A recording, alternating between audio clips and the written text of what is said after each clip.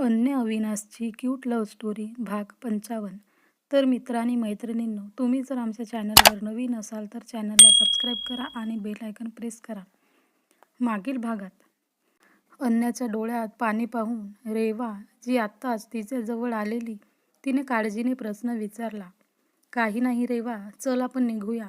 अन्याने आजूबाजूला पाहिलं तर काही लोक तिच्याकडे बघत होते, म्हणून तिने नकारार्थी मान हलवली आणि उलट्या हाताने गालावरील अश्रू पुसून रेवाच्या हाताला धरले व तिला घेऊन मंदिराबाहेर निघून गेली. अन्या, काय झालंय? तू मला काही सांगणार आहेस का?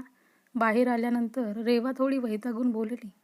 रेवा, मला मंदिरात अवीची आजी दिसल्या आणि त्यांची अवस्था पाहून मला खूप वाईट वाटलं.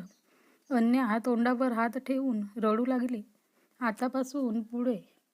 अन्या, अगं पण तू का रडतेस? यात तुझी काही चुकी नाही आहे. मग तू का रडत आहेस? रेवा काळजीने बोलली. रेवा, मला कुठे ना कुठे असं वाटतं की समीराप्रमाणेच त्यांच्या या अवस्थेला मीही तेवढीच जबाबदार आहे. अन्या बोलली.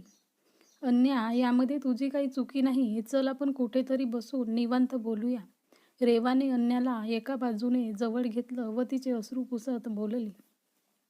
कारण ते आता मेन रोडवर होत्या आणि आजूबाजूचे लोक त्यांच्याकडेच विचित्रपणे बघत होते. अन्या, हे घे पाणी. त्या दोघी तिथल्या जवळच्याच एका कॅफेत आल्या आणि अन्या अजूनही मुसमुसत होती, म्हणून तिला शांत करण्यासाठी रेवाने अन्यासमोर पाण्याचा ग्लास धरला आणि तिला आवाज दिला. अन्याने मुसमुसतच एका घोटात पाणी संपवलं व थोडा वेळ ती शांत बसली. अन्या, तू ठीक आहेस ना? रेवाने तिच्या हातावर हात ठेवला व तिच्याकडे एका आसेने बघत प्रश्न विचारला. तेव्हा अन्याने नाकवर ओढत फक्त होकारार्थी मान हलवली. बरं, तू मला सांग, तुला कोणी बोललं का की आजींच्या या अवस्थेला तू जबाबदार आहेस? रेवाने अन्याला प्रश्न विचारला. कोणी नाही, पण जर मी अवीच्या आयुष्यात आलेच नसते तर हे सगळं घडलंच नसतं. म्हणजे समीराने हे सर्व घडवून आणलं नसतं. ना आजींना या सगळ्यांचा धक्का बसला असता, ना आता त्या अवस्थेत असत्या. आणि सगळ्यात महत्त्वाचं, अवीला त्याच्या घरापासून दूर एकट्याला राहावं लागलं नसतं. खरंच मी जर त्याच्या आयुष्यात आले नसते तर हे सगळं घडलं नसतं. अन्या नाकवर ओढत रडक्या आवाजात बोलली आणि रेवाने तिच्याकडे वैतागून पाहिलं व आपल्या फोनमध्ये काहीतरी टाईप केलं. त्यानंतर बाहेर गाडीमध्ये बसलेला एक व्यक्ती गाडीतून खाली उतरला आणि रेवा जिथे बसली होती तिथे येऊन अन्याच्या मागे उभा राहिला. अन्या, तू अजिबात असं काही समजू नकोस. एकतर तू अवीच्या आयुष्यात मुद्दामून आलेली नाहीस. दुसरं म्हणजे आजींची ही अवस्था कशामुळे झाली आहे याचं कोडं अजून उलगडलं नाही.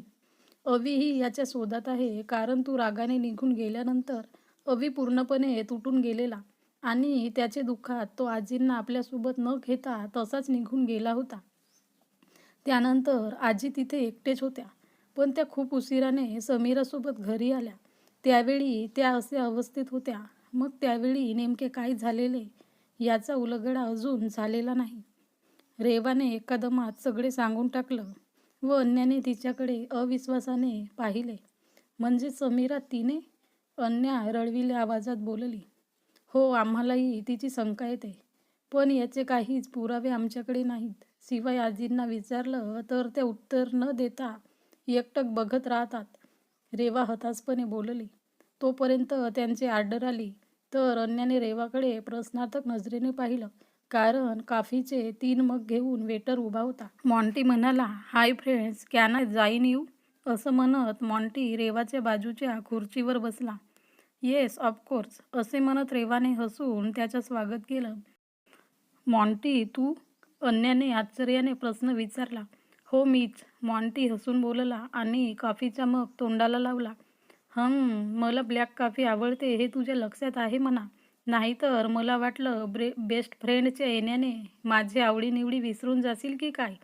मॉन्टी रेवावर एक तिरका कटाक्ष टाकत बोलला आणि रेवाने त्याला काही बोलू नकोस म्हणून डोळ्यांनीच दडवले. त्यावर तो मिश्किलपणे हसून समोर बघू लागला. अन्या, मॉन्टी आणि रेवाच्या त्या सहज वागण्या बोलण्याकडे पाहत होती आणि तिच्या मनात अनेक विचार चालू होते. मॉन्टी आणि रेवाच्या वागण्यात काहीतरी वेगळे तिला जाणवत होतं, पण तिने त्याकडे फारसं लक्ष दिलं नाही. रेवा आणि मॉन्टी हे नेहमीच एकमेकांना टोमणे मारायचे, भांडायचे. त्यामुळे आज त्यांचं असं हसून बोलणं अन्याला नक्कीच नवीन वाटत होतं. रेवा, मी हे काय पाहते? अन्या थोड्या आश्चर्याने व आनंदाने बोलली. नेहमी टॉम अँड जेरीसारखे भांडणारे आणि एकमेकांना खाऊ का गिळू या नजरेने पाहणारे तुम्ही दोघे आज चक्क हसून बोलताय. अन्या हसतच आश्चर्याने बोलली. त्यावर ते दोघे एकमेकांकडे पाहून फक्त हसले. अन्या, ती एक खूप मोठी कहाणी आहे. मी तुला फुरसतीने सांगेल, पण आता फक्त एवढेच सांगतो की मला लवकरच तुला साली साहेबा म्हणून बोलवायला लागेल. मॉन्टी हसून मिस्किलपणे बोलला आणि अन्या आ वासून एकदा रेवा व एकदा मॉन्टीकडे बघू लागली. बिचारी रेवा तर लाजून बोटांचा चाळा करत खाली बघून हसत होती. अन्या आपल्या जागेवरून उठली व जवळजवळ ओरडली, रेवा, मी तुझ्यासाठी खूप खुश आहे. खरंच तुम्ही दोघे एकत्र खूप छान दिसता. अन्या रेवाच्या गळ्यात पडून आनंदाने बोलली. तिच्या चेहऱ्यावर तिला किती आनंद झाला आहे हे साफ दिसत होतं. हे असेच तर असतं मैत्रीचं नातं. एकाच्या आनंदात दुसऱ्याचाही आनंद असतो. म्हणूनच रेवाने अन्याच्या तिच्या भविष्यासाठी अवीची खरी ओळख तिच्यापासून लपवून ठेवली होती आणि त्या बिचारीला अन्याच्या रागाचा सामना करावा लागला होता. रेवा हळूहळू अन्याच्या आनंदाने गैरहरून गेली. तिने अन्याला जवळ घेतलं आणि हसत म्हणाली, अन्या, आता माझ्या आनंदाला खऱ्या अर्थाने पूर्णत्व मिळालं आहे. मला तुझ्या या पाठिंब्यामुळे हे सगळं सोपं वाटतं आणि आता या सगळ्या भावनिक संवादाचा आम्ही थोडा भाग होऊ, की मी फक्त उभा राहून टाळ्या वाजवत राहू? मॉन्टीही त्या दोघांकडे पाहून स्मित हास्य करत म्हणाला. मॉन्टी, आता तुला रेवाची काळजी घ्यावी लागणार आहे, समजलं? कारण हे खूप खास आहे. अन्या त्याच्या शब्दांवर हसत म्हणाली. ते तर नक्कीच, आणि आता आमच्या या प्रवासात तुझेही महत्त्वाचे स्थान आहे. अन्या, आफ्टर ऑल तू माझी एकुलती एक साली साहेबाजी आहेस. शिवाय माझी होणारी वहिनी देखील आहेस. मॉन्टी हसत म्हणाला. जीजू, मी तुमची साली तर होईलच, पण वहिनीचं काही सांगता येणार नाही. त्याचे आज शेवटच्या वाक्यावर जोर देत अन्या भक्कास हसत बोलली. अन्या, तू काळजी करू नकोस. सगळं काही ठीक होईल आणि आम्ही दोघे नेहमीच तुझ्यासोबत असणार आहे.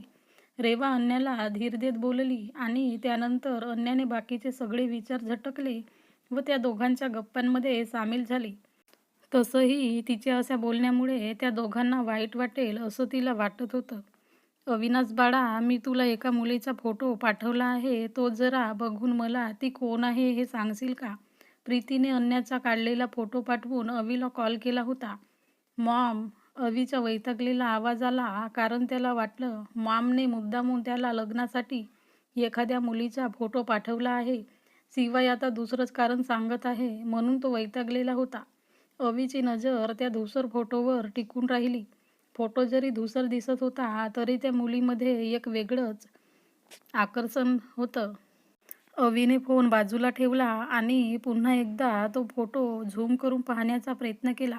फोटो नीट दिसत नव्हता, तरीही त्याला जाणवत होतं की त्या चेहऱ्यामागे काहीतरी खास आहे. काहीतरी त्याला ओढून घेत होतं. हे काय होतंय मला? अवीने स्वतःला प्रश्न विचारला. त्याचे छाती धडधड वाढली होती.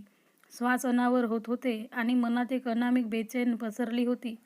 त्या मुलीचा चेहरा अस्पष्ट असला तरी त्याची नजर तिथून हलत नव्हती. अविनाश, ऐकतोस ना? प्रीतीचा फोन आलेला व अवीने कॉल रिसीव्ह करून देखील काहीच बोलला नाही. म्हणून त्यांनी पुन्हा एकदा आवाज दिला. हो मॉम, पण हा फोटो म्हणजे ही मुलगी तुला कुठे भेटली? अवीच्या आवाजात आता वैतागाऐवजी उत्सुकता व एक प्रकारची ओढ जाणवत होती. अरे, तू त्या मुलीला ओळखतो का? असशील तर मला आधी सांग, ही मुलगी कोण आहे? प्रीती थोड्या गंभीर आवाजात बोलल्या. मॉम, अगं ती मुलगी कोण आहे हे ओळखायला फोटो तर व्यवस्थित दिसायला हवा ना. मला दुसरा फोटो पाठव, म्हणजे मला ओळखता येईल. अविनाश, अरे माझ्याकडे हा एकच फोटो आहे. मी फोटो काढत असताना ती मुलगी मागे वळली, त्यामुळे तिचा चेहरा व्यवस्थित दिसत नसेल.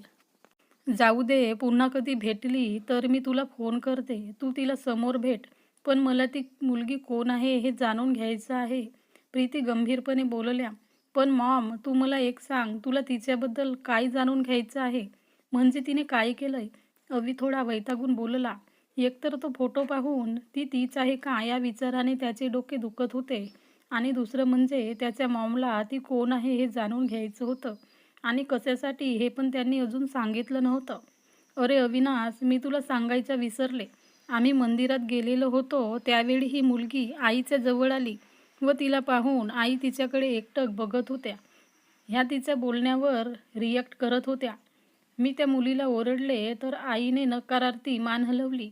त्यांनी त्या मुलीच्या चेहऱ्यावरून हात फिरवला. मी त्या मुलीकडे निरखून पाहिलं पण ती माझ्या काही ओळखीतली नव्हती. म्हणून मी तुला विचारलं. कदाचित तुझ्या ओळखीतली असावी. प्रीतीने एका दमात सगळं काही सांगून टाकलं. तर मित्रांनी मैत्रिणींनो, पुढे काय होईल अविनाशला कळेल का की ती अन्याच आहे? तर बघत राहा ही कथा मालिका आणि आमच्या चॅनलवर नवीन असाल तर चॅनलला सबस्क्राईब करा.